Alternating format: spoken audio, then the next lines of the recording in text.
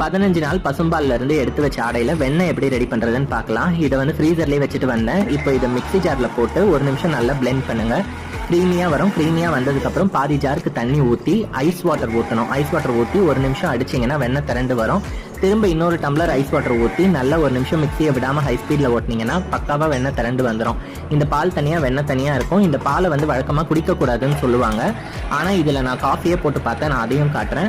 இந்த வெண்ணெயை வந்து பால்லேருந்து தனியாக வடிகட்டி எடுத்துருங்க. இப்போ அதே பவுலில் கழுவி எடுத்து அதில் வெண்ணெயை போட்டு வேறு புதுசாக ஐஸ் வாட்டர் ஊற்றி சாஃப்டாக இந்த வெண்ணெயை வந்து கழுவி எடுத்துக்கணும். அப்படின்னா தான் நெய் காய்ச்சும் போது பால் வாடை வராமல் நல்ல வாசமாக இருக்கும்.